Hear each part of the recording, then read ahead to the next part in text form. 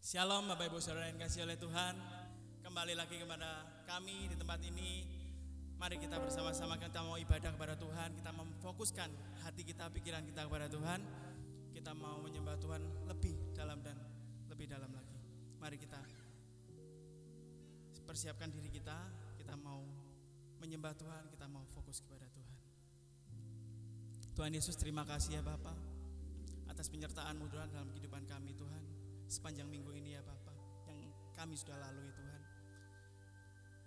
Biarlah kami Tuhan mengucap syukur kepadamu. Kami mau meninggikan nama-Mu Tuhan, sebab Engkau yang layak ditinggikan Tuhan bagi kehidupan kami Tuhan.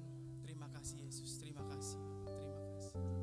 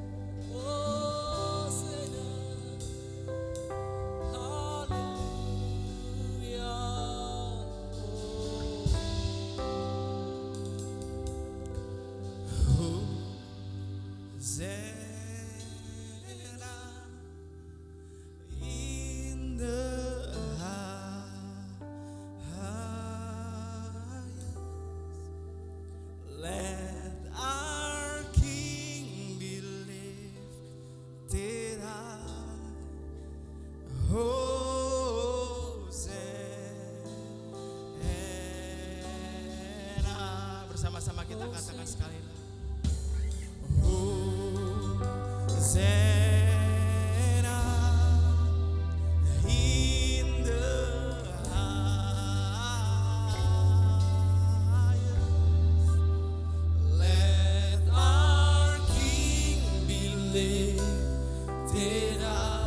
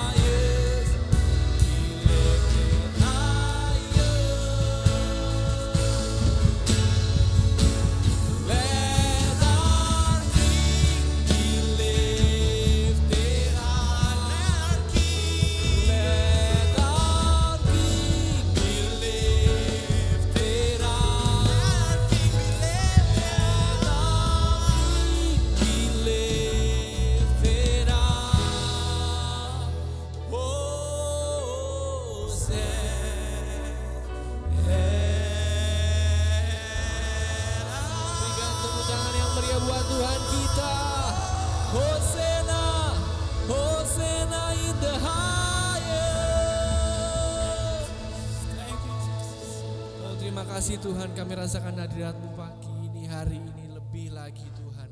Kami ingin melompat, kami ingin menyorakan nama-Mu lebih lagi ya Tuhan. Terima kasih, hanya dalam nama-Mu kami siap. Haleluya. Yang percaya katakan amin.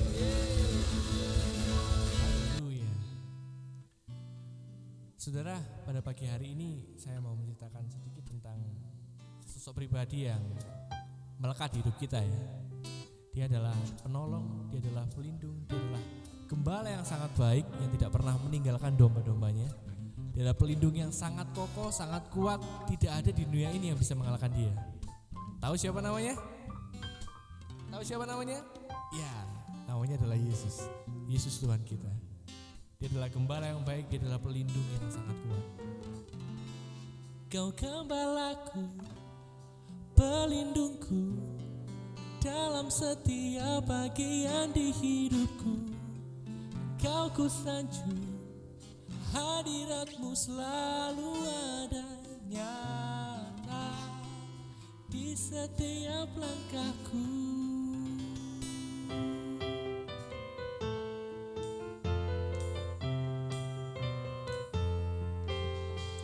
Ya. Meskipun dunia ini lenyap atau bumi ini lagi berputar, dia tetap ada dalam Tuhan kita. Amin.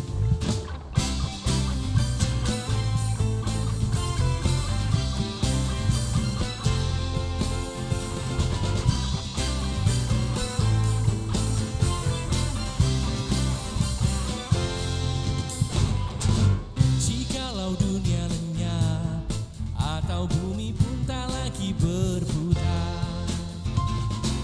Kau akan tetap ada, berjaya dan berkuasa selamanya.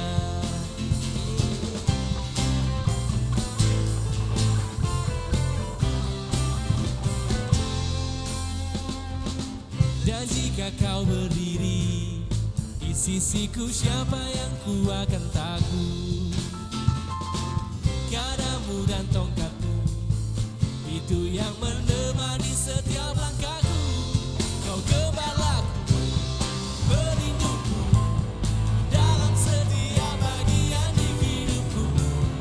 Kau ku sanjung, hadiratmu selalu ada nyata di setiap langkahku.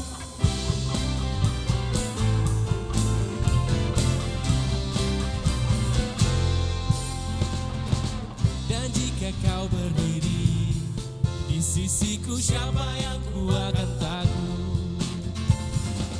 Gadamu dan tongkatmu, itu yang menemani setiap langkahku. Kau gembalaku, pelindungku, dalam setiap bagian di hidupku. Kau ku sanjung, hadiratmu selalu ada nyata. Kau gembalaku, pelindungku, dalam setiap bagian di hidupku. Kau ku sanjung, hadiratmu selalu ada nyata di setiap langkahku.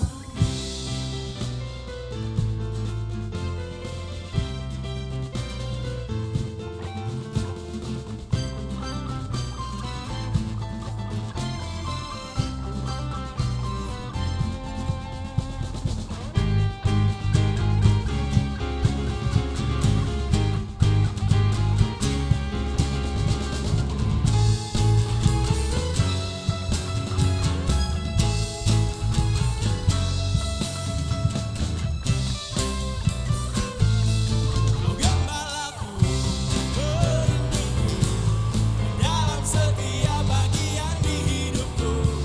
Kau ku sanjung, hadiratmu selalu ada nyata. Kau gembalaku, pelindungku, dalam setiap bagian di hidupku. Kau ku sanjung, hadiratmu selalu ada nyata di setiap langkah, di setiap langkah, di setiap langkah, di setiap langkah, di setiap langkah, di setiap langkah, di setiap langkah, di setiap langkahku. Yang percaya bahwa Tuhan ada di setiap langkah kita, katakan amin.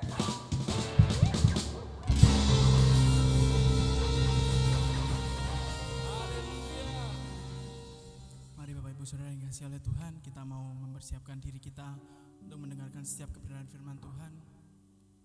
Kita persiapkan hati kita, roh kita, jiwa kita untuk mendengarkan pesan-pesan apa yang ingin disampaikan kepada kehidupan kita melalui hamba-Nya.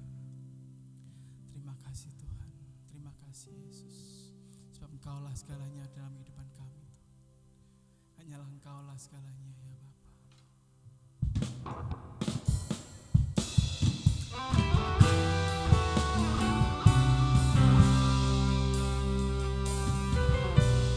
Terima kasih. Terima kasih. Engkaulah ayah kami, Engkaulah Bapa kami, yang selalu mengasihi.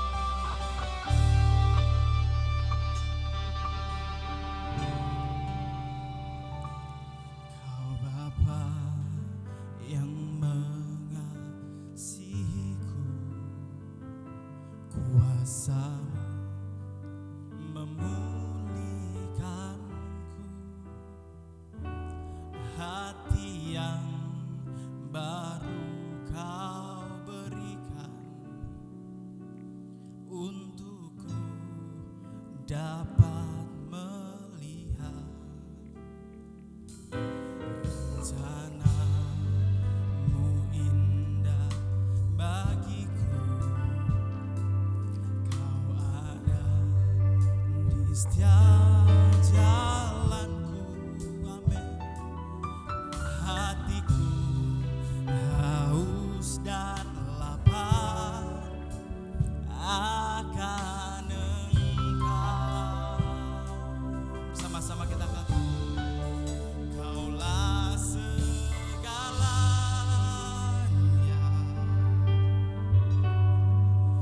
di dalam hidup.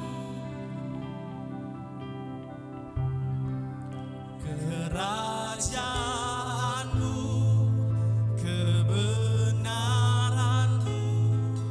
itu bagianku.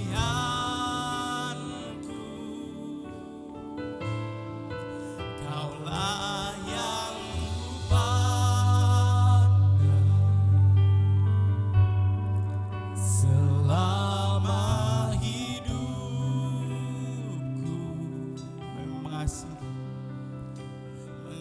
Mengasihi-Mu, memuliakan Bapa dan Rajaku.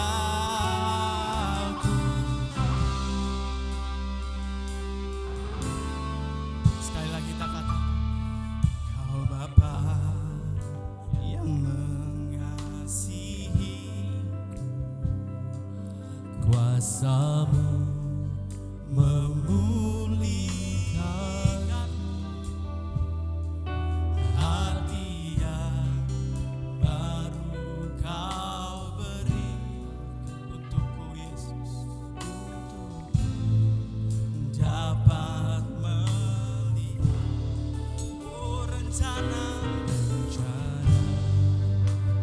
indah bagiku. Kau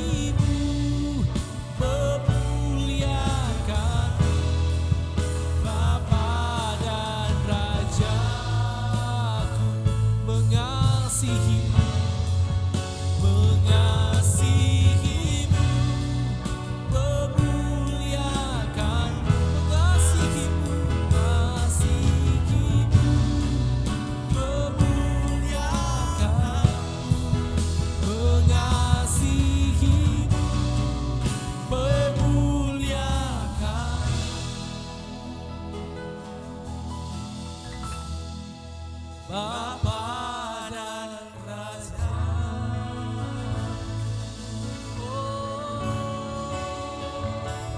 Kaulah segalanya Tuhan. Haleluya.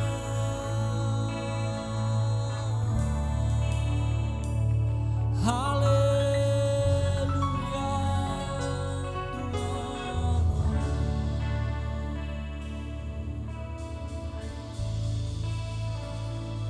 Haleluya Tuhan. Tuhan, saat kami menyanyikan lagu ini, kami menyatakan bahwa Kaulah segalanya Tuhan dalam kehidupan kami. Kami tidak bisa apa-apa Tuhan tanpa Engkau Bapa. Oh Tuhan, pada saat ini Tuhan, kami siapkan waktu kami Tuhan, waktu kami yang terbaik untuk mendengarkan firman-Mu ya Tuhan. Berkata-katalah Tuhan dalam hati kami Tuhan Yesus. Kami dapat mengerti Tuhan apa yang Tuhan mau dalam kehidupan kami selanjutnya ya Tuhan. Urapi lidah bibir hamba-Mu yang akan menyampaikan firman kebenaran-Mu ya Tuhan. Kau pakai secara luar biasa, Kau urapi, Kau sertai, Kau berkati ya Tuhan. Terima kasih Tuhan Yesus, terima kasih. Kami siap Tuhan untuk saat ini mendengarkan firman-Mu. Yang siap mendengarkan firman Tuhan katakan amin. Shalom Bapak Ibu yang dikasih oleh Tuhan, kita berjumpa kembali dalam sukacita Tuhan yang luar biasa. Kita tadi sudah memujikan bahwa Tuhan itu adalah gembala kita yang baik ya. Dan kita katakan juga untuk memasuki dalam kebenaran firman bahwa Dia adalah Bapa yang mengasihi kita. Percayakah saudara bahwa Bapa yang mengasihi engkau ada di rumah Bapak saudara sekalian masing-masing, di rumah keluarga saudara masing-masing. Amin. Ketika saudara bersama berkumpul dengan anak-anak saudara, mereka boleh berkumpul, mereka boleh bersatu, mereka boleh memuji, menyembah Tuhan. Di sana Tuhan hadir dan membuat apa? Mujizat yang besar. Karena apa? Karena Dia adalah gembala agungmu. Gembala agung kita semuanya, dan Dia tidak pernah meninggalkan engkau. Maka dari itu tema hari ini di bulan Juli, seperti awal pertama saya sudah membawa ketika mujizat itu terjadi. Hari ini pun ketika mujizat itu terjadi, apa yang harus kita alami? Kita boleh mengalami satu terobosan yang menakjubkan. Ada amin. Terobosan yang menakjubkan itu apa sih Bu? Banyak hal. Keberhasilan, kesuksesan, bukan cuma secara sekuler, pelayanan saudara pun sekalipun lewat ibadah online, lewat perjumpaan online, semuanya pakai Zoom ya, semuanya akan menjadi berkat. Itu menjadi satu terobosan yang sangat luar biasa dan sangat menakjubkan. Kenapa yang demikian? Tuhan izinkan loh hal ini terjadi. Saudara mau terus dipakai oleh Tuhan, dipercaya oleh Tuhan, baik dalam pekerjaan sekuler maupun dalam pekerjaan pelayanan. Haleluya. Saya yakin dan percaya saudara pasti mengatakan, pasti aku mau, aku siap gitu ya. Yuk kita baca di Matius 9 ayat 38, di sini dikatakan karena itu mintalah kepada Tuhan yang empunya tuaian. Haleluya. Karena itu mintalah kepada Tuhan yang empunya tuaian. Kenapa? Supaya Ia mengirimkan pekerja-pekerja untuk tuaian itu. Siapakah yang siap untuk menjadi pekerjanya? Saudara dan saya. Berikan kemuliaan bagi Tuhan. Oh, haleluya. Ketika kita mempersiapkan diri kita meminta. Meminta itu apakah hanya untuk pelayanan? Ternyata meminta itu ada dua. Karena kita masih hidup di muka bumi, boleh dong kita minta berkat-berkat Tuhan. Boleh kita minta pekerjaan dari Tuhan, berkat-berkat apa saja yang engkau mau minta. Selain engkau meminta pelayanan dari Tuhan. Begitu banyak terobosan-terobosan yang harus terjadi di dalam kehidupan kita. Amin. Di dalam Matius 9 ayat 38 ini dengan jelas sekali dikatakan, karena itu mintalah kepada Tuhan yang empunya tuaian, supaya ia Tuhan mengirimkan pekerja-pekerja untuk tuaian itu. Pekerja itu sangat-sangat dibutuhkan dengan banyak. Siapkah saudara untuk menjadi pekerja yang bisa diandalkan oleh Tuhan? Mari, ketika kita mau, bagi Tuhan tidak ada yang mustahil. Amin. Ketika kita dikasih kepercayaan untuk menjadi penjala manusia, kita akan memenangkan banyak jiwa. Ketika kita dijadikan Tuhan untuk menjadi penjala di dalam pekerjaan sekuler, saudara akan diberkati dengan luar biasa. Amin. Karena doa dan dana itu selalu bersama. Ora et labora, berdoa dan bekerja. Haleluya. Ini yang Tuhan sampaikan hari ini buat kita semuanya. Mari kita masuk untuk memasuki dalam terobosan-terobosan yang baru itu. Apa sih Bu terobosan-terobosan yang baru, terobosan yang menakjubkan yang akan saya beritahukan kepada Bapak Ibu Saudara semuanya. Karena kita percaya bagi Tuhan tidak ada yang mustahil. Kemustahilan begitu banyak yang dikerjakan oleh Tuhan. Saya mengambil dari Alkitab ini 3 contoh Bapak Ibu ya. Kita buka di dalam Kisah Para Rasul 3 ayat 1 sampai dengan 10. Apa yang terjadi di Gerbang Indah ketika pelayanan Petrus. Tidak ada yang mustahil. Kita buka, kita baca firman-Nya di dalam Kisah Rasul 3 ayat 1 sampai dengan 10. Haleluya, Tuhan sungguh baik buat kita. Pada suatu hari menjelang waktu sembahyang, yaitu pukul 3 petang, naiklah Petrus dan Yohanes ke bait Allah. Ayat 2. Di situ ada seorang laki-laki yang lumpuh sejak lahirnya, sehingga ia harus diusung. Tiap-tiap hari orang itu diletakkan dekat pintu gerbang bait Allah yang bernama Gerbang Indah, untuk meminta sedekah kepada orang yang masuk ke dalam bait Allah. Jadi di depan gereja orang itu sudah sejak lahirnya mengalami lumpuh. Begitu dia sudah bisa disuruh untuk meminta-minta sedekah, ini sudah diatur oleh keluarganya, ditaruh di sana supaya dia memperoleh berkat. Apa yang diminta, apa yang dicari, duit, berkat ya. Dibawanya ke sana karena dia nggak bisa bekerja apa-apa. Ketika orang itu melihat bahwa Petrus dan Yohanes hendak masuk ke bait Allah, ia meminta sedekah. Dia meminta kepada Petrus, dia meminta kepada Yohanes, dan apa yang mereka lakukan? Di ayat yang keempat, mereka menatap dia dan Petrus berkata, lihatlah kepada kami. Itu yang dikatakan. Langsung diberi? Tidak. Tetapi mereka menatap dia, menatap si lumpuh ini, dan Petrus berkata kepadanya, lihatlah kepada kami. Lanjut. Lalu orang itu menatap mereka dengan harapan akan mendapat sesuatu dari mereka. Ayat 6. Tetapi Petrus berkata, emas dan perak tidak ada padaku, tetapi apa yang kupunyai kuberikan kepadamu. Petrus gak mempunyai emas dan perak, tetapi Petrus mempunyai sesuatu yang luar biasa. Dia adalah raja di atas segala raja. Dia adalah gembala agung kita. Demi nama Yesus Kristus orang Nazaret itu berjalanlah. Wow, sungguh luar biasa.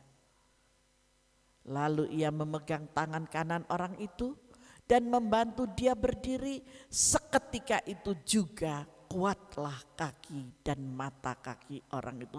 Wow, ini sesuatu yang luar biasa. Lumpuh. Orang yang lumpuh itu tidak bisa ngapain-ngapain. Dia hanya semuanya menjadi lemah, semuanya lemas, tidak bisa sama sekali.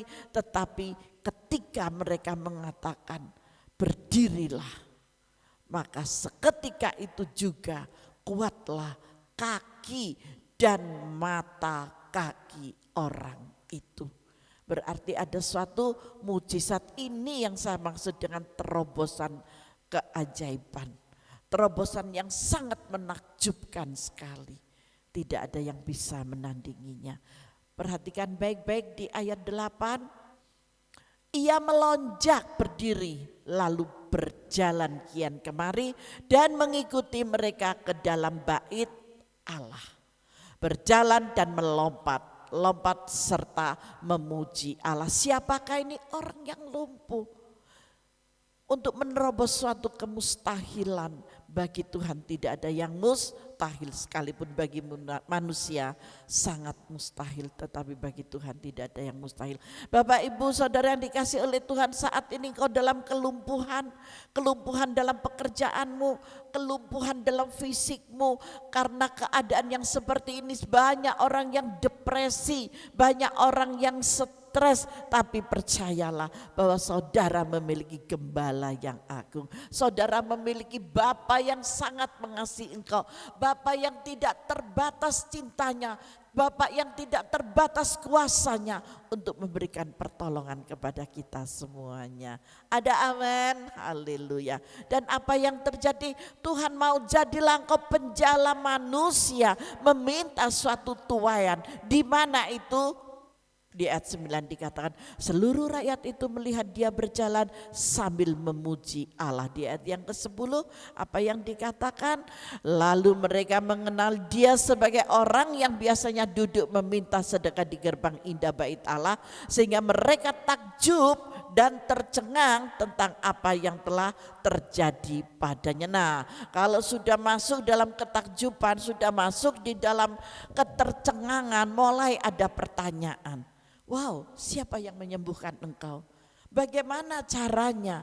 Ke dokter siapa? Di mana alamatnya? Wow, ini yang menakjubkan sekali. Disinilah mulai kita masuk di dalam satu terobosan kemustahilan.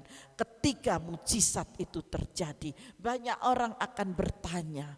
Banyak orang yang akan ingin tahu alamat yang tepat. Karena apa? Karena orang-orang juga membutuhkan kesembuhan. Orang-orang banyak membutuhkan kemujizatan.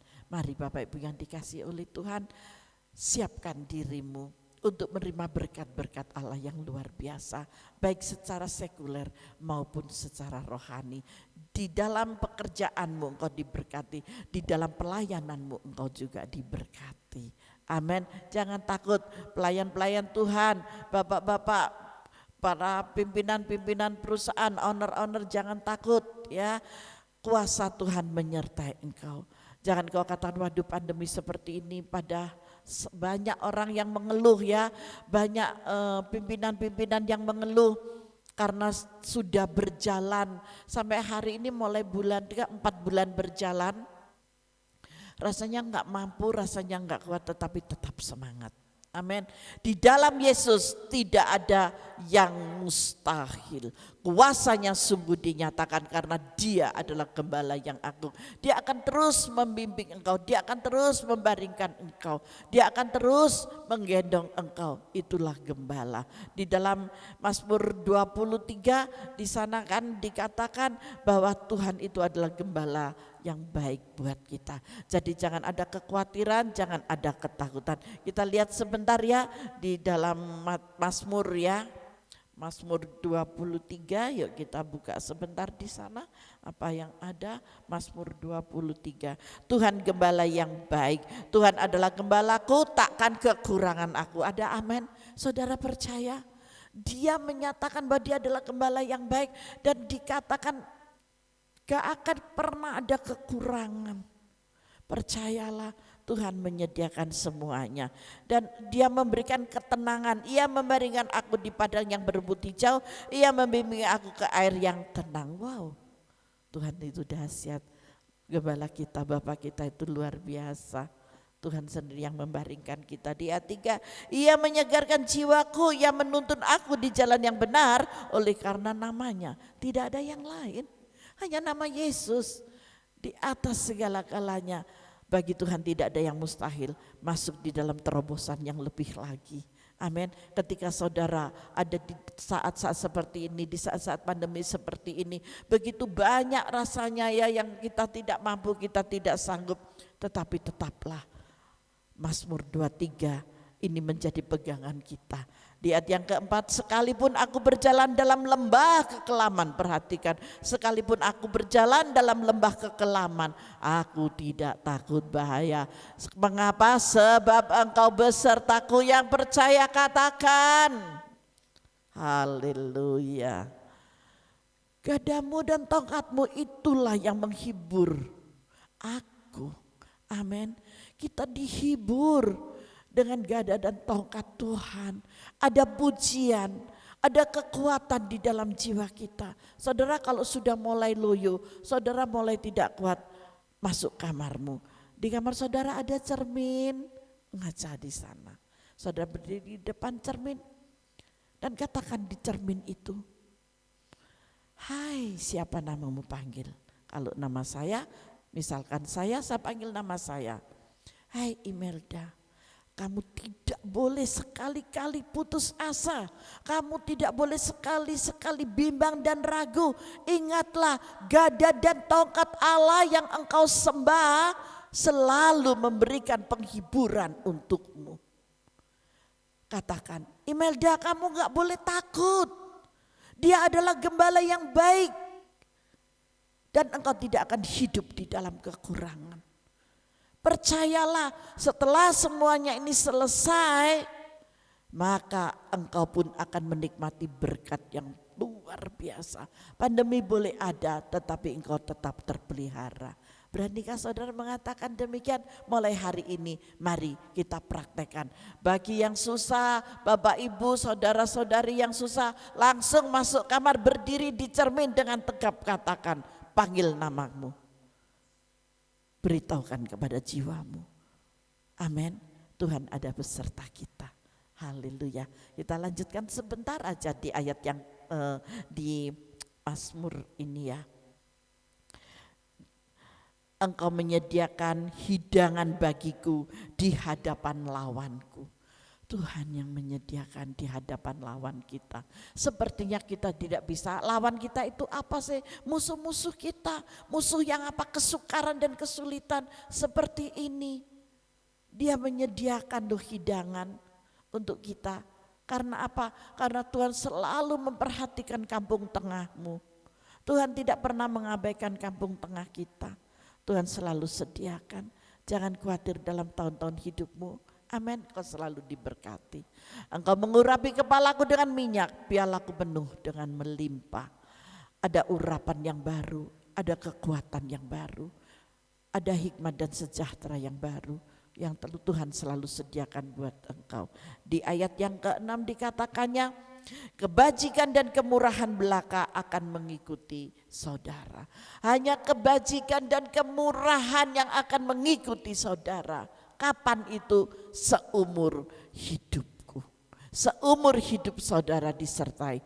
Dan saudara akan katakan diam dalam rumah Tuhan sepanjang masa. Ketika saudara tinggal di dalam rumah Tuhan, yang ada hanya sejahtera, kenikmatan, kesejukan dan kesegaran. Amin. Tuhan itu dahsyat dan luar biasa. Ini yang dialami oleh seorang yang lumpuh, yang tidak bisa berjalan sama sekali sejak dia lahir.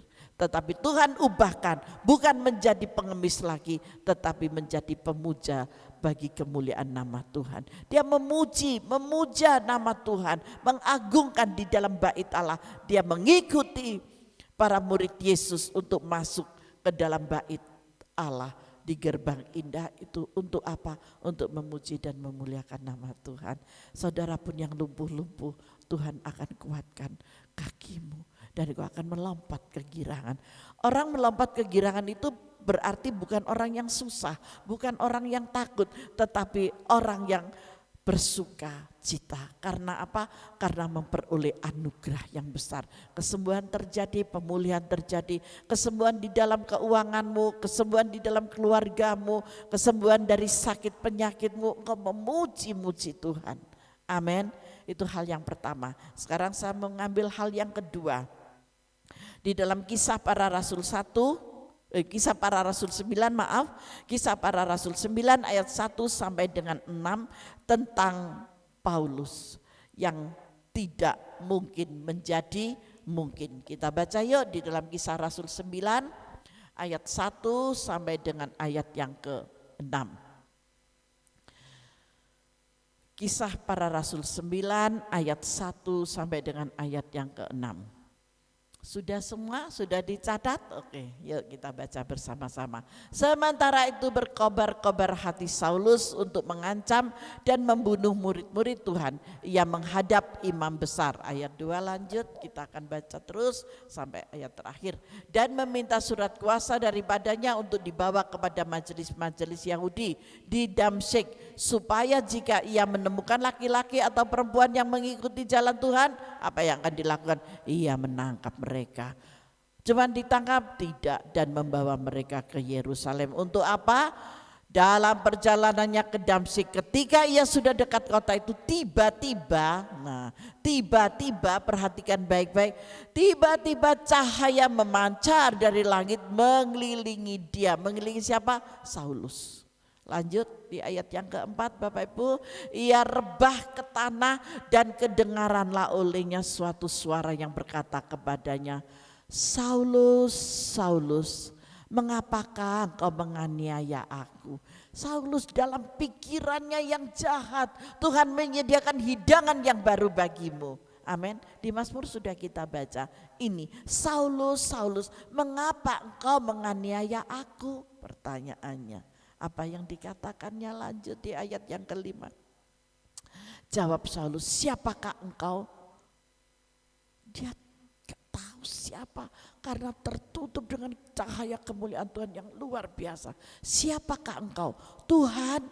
Saulus ngerti kalau itu Tuhan. Katanya, akulah Yesus yang kau aniaya. Itu jelas sekali Yesus yang dianiaya. Kalau saudara menjadi anak-anak Yesus, hari ini kau menjadi sahabat Yesus dan kau mengalami, karena pandemi, boleh dikatakan karena pandemi semuanya menjadi sukar, semuanya boleh menjadi letih lesu, semuanya menjadi tidak menentu dalam hidup kita masing-masing, semuanya dalam keadaan yang sukar. Tetapi percayalah, ada Yesus yang selalu menopang di dalam hidupmu. Akulah Yesus yang kau aniaya itu. Kalau Yesus dianiaya oleh Saulus, kalau saat ini saudara dan saya mungkin akan mengalami hal-hal yang sukar, apa yang harus dikatakannya di ayat yang ke-6? Haleluya. Tetapi bangunlah dan pergilah ke dalam kota. Di sana akan dikatakan kepadamu apa yang harus kau perbuat. Nah, perjalanan Saulus ini dengan jelas dikatakan oleh Tuhan sendiri, oleh Yesus sendiri. Bapak Ibu sebentar, nah ke sana masuklah ke dalam kota itu. Saulus sadar bahwa yang dia aniaya itu adalah Yesus sendiri.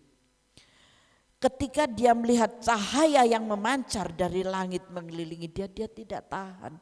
Dan akhirnya dia terjatuh. Ketika dia terjatuh, dia sadar bahwa itu adalah Tuhan. Dan Tuhan Yesus pun mengakui, akulah Yesus yang kau aniaya. Apakah Tuhan marah? Ternyata Tuhan mengatakan, tetapi bangunlah dan pergilah ke dalam kota. Di sana akan dikatakan kepadamu apa yang harus kau perbuat. Di ayat yang ke-7, maka termangu-mangulah teman-temannya seperjalanan, karena mereka memang mendengar suara itu tetapi tidak melihat seorang juga pun. Jadi itu yang tahu, yang berjumpa itu Saulus sendiri secara pribadi. Ini adalah menembus suatu kemustahilan. Bagi Saulus tidak mungkin hal ini terjadi. Ternyata di tengah jalan ini harus terjadi. Ketika di tengah jalan ini terjadi, apa yang dilakukan? Hanya ada suara, tidak ada orangnya.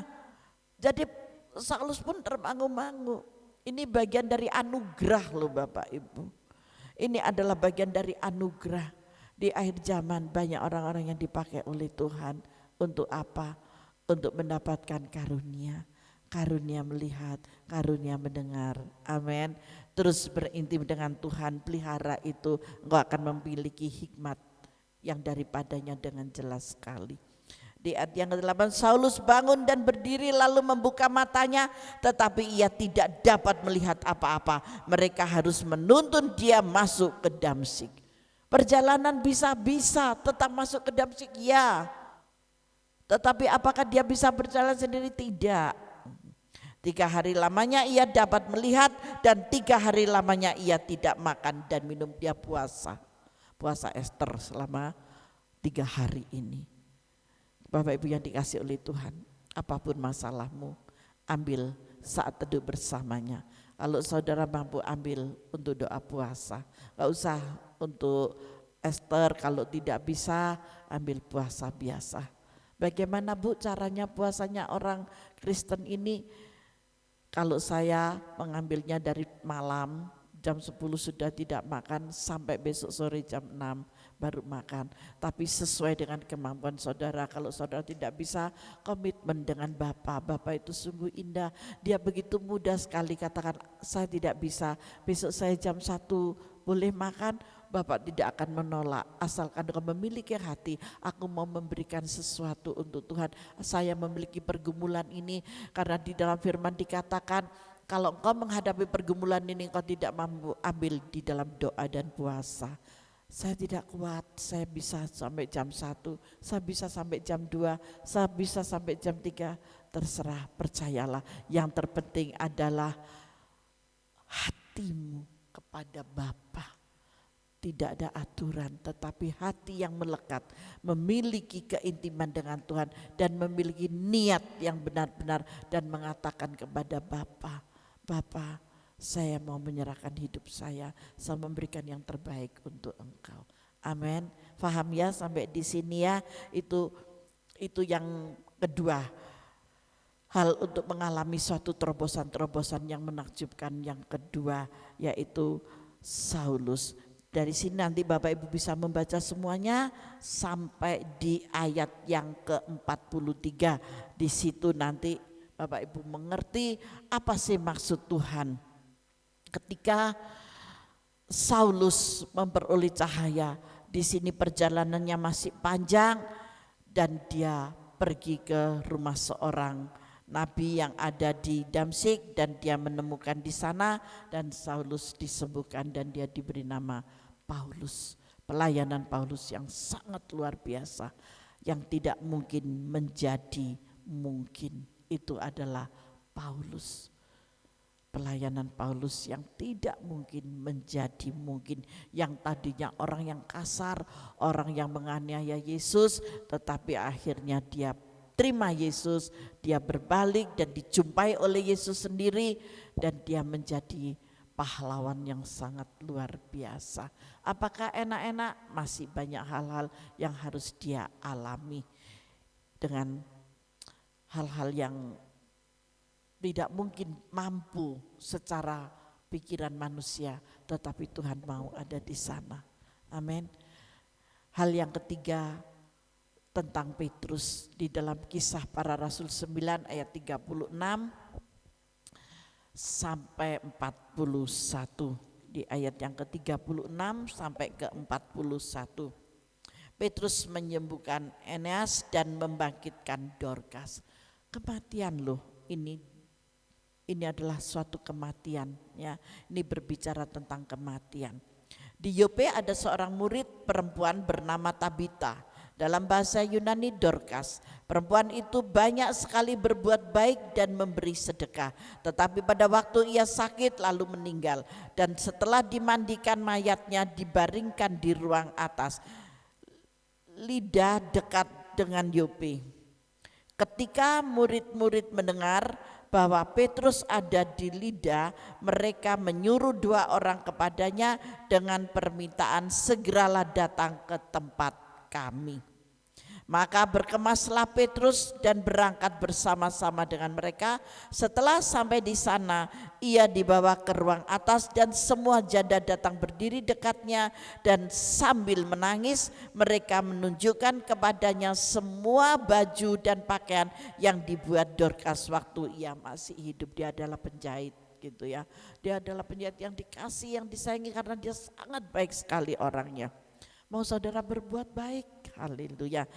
maka engkau akan menjadi berkat yang luar biasa. Tetapi Petrus menyuruh mereka semua keluar, lalu ia berlutut dan berdoa. Apa yang dilakukan oleh Petrus? Dia berlutut dan berdoa. Kemudian ia berpaling ke mayat itu dan berkata, Tabita, bangkitlah.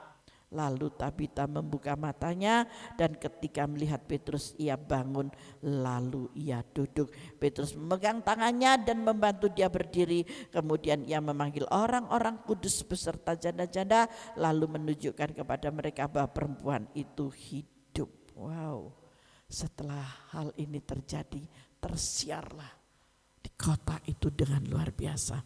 Kalau saudara boleh mengalami sesuatu yang mustahil, beritakanlah, sampaikanlah Injil kebenaran ini, maka keselamatan akan terjadi di mana-mana. Haleluya, Tuhan sungguh luar biasa.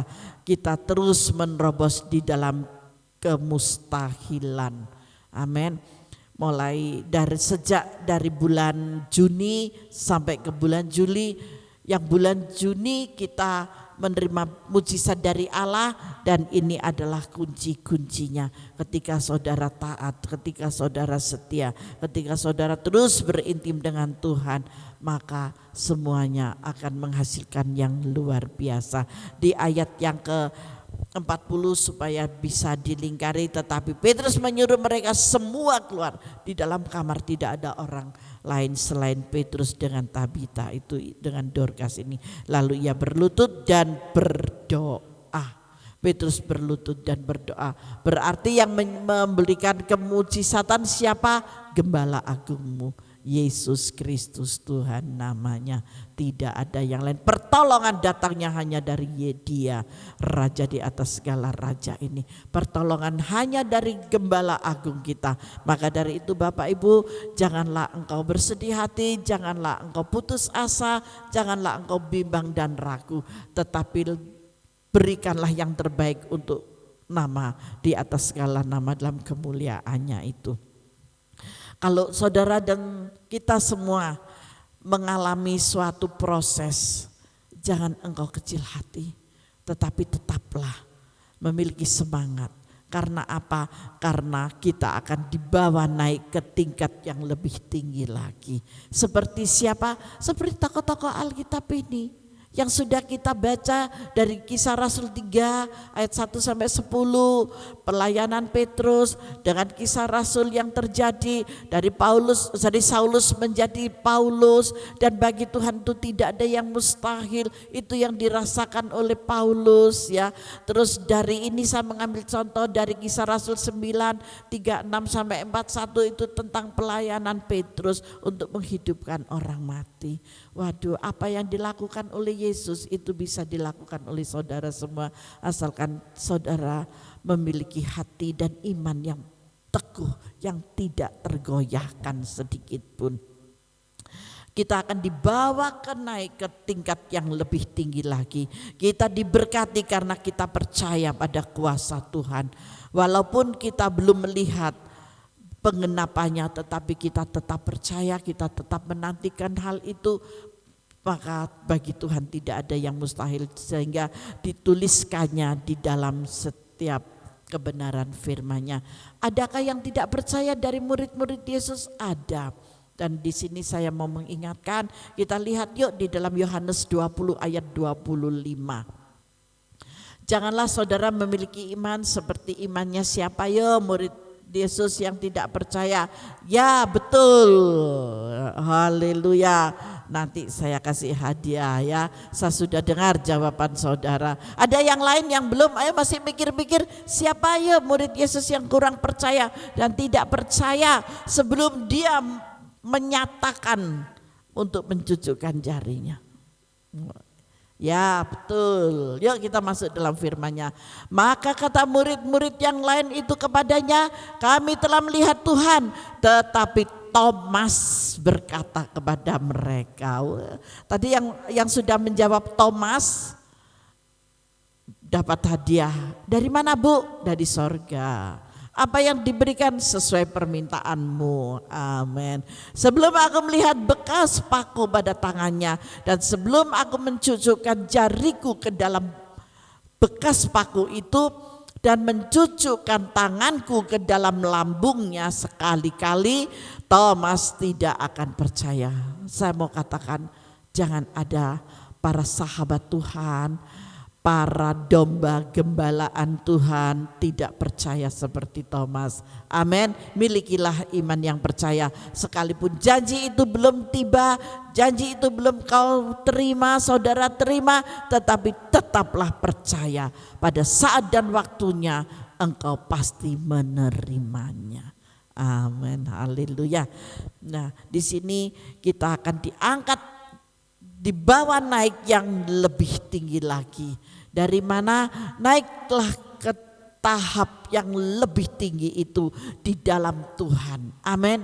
Di mana semuanya adalah mungkin bagi Tuhan, sekalipun bagi manusia tidak mungkin. Di mana ayatnya? Ini kebanggaan dari jemaat di Jehovah Rapha Ministry ini. Kebanggaan yang luar biasa. Pasti banyak yang hafal ini ayat apa, di suratan apa. Siapa yang jawab? Lukas ya. Betul. Ayatnya di mana? Ya betul. Yuk kita baca sama-sama. Lukas 1 ayat 37. Sebab bagi Allah tidak ada yang mustahil. Sebab bagi Allah tidak ada yang mustahil. Bagi siapa? Saudara dan saya. Berikan kemuliaan bagi Tuhan. Haleluya. Masih ingat apa ini temanya? Ketika mujizat terjadi. Amin.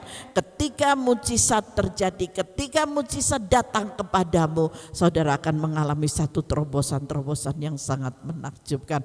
Karena bagi Tuhan tidak ada yang mustahil. Tuhan Yesus memberkati kita semuanya. Mari kita masuk di dalam doa. Bapa, sungguh kami bersyukur, kami percaya di dalam segala kemustahilan-Mu Bapa. Kami percaya Tuhan, kami percaya, dan kami tidak akan Tuhan tergoyahkan iman percaya kami kepadamu. Kami akan tetap menantikan janji-Mu Bapa, janji-Mu ya dan amin, dan firman-Mu ya dan amin. Di dalam Lukas 1 ayat yang ke-37, biarlah menjadi pegangan hidup iman percaya kami Bapa. Kami tidak mau memiliki iman Thomas, tetapi kami mau memiliki iman yang besar, karena iman sebesar biji sesawi bisa memindahkan gunung, apalagi iman yang besar akan menghalau semua kuasa-kuasa jahat, kuasa-kuasa iblis yang mencuri kedamaian dan ketentraman, sehingga kami tidak bisa berdakan, semuanya pergi di dalam nama Yesus. Terima kasih Bapa buat kebenaran firman-Mu hari ini Tuhan. Kau yang sudah menghidupi jiwa dan roh kami, dan kami boleh sehat di dalam tubuh kami. Terima kasih Bapa. Terpujilah Engkau Tuhan sekarang sampai selama-lamanya. Haleluya. Amin. Tuhan Yesus memberkati kita semuanya. Mari Bapak Ibu Saudara, yang sebelum kita mengakhiri ibadah pada hari ini, mari kita bersama-sama kita mengangkat satu pujian, dan setelah itu akan dipimpin doa berkat oleh Ibu Gembala.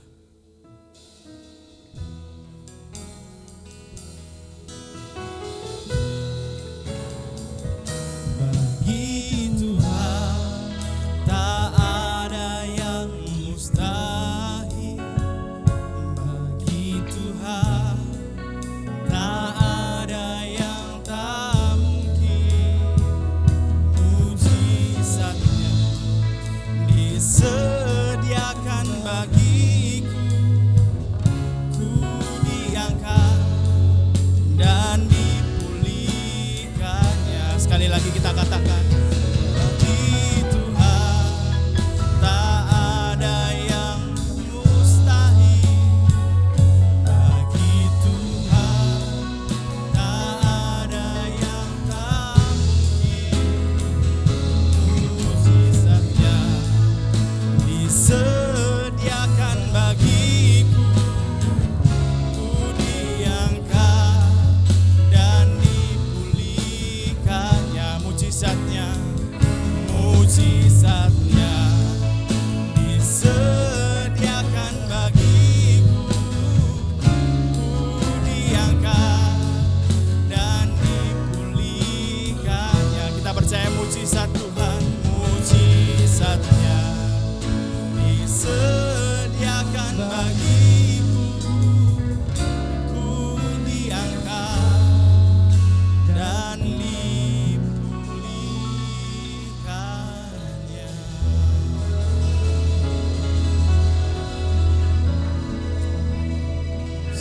Bapa, kami bersyukur buat hari yang indah ini.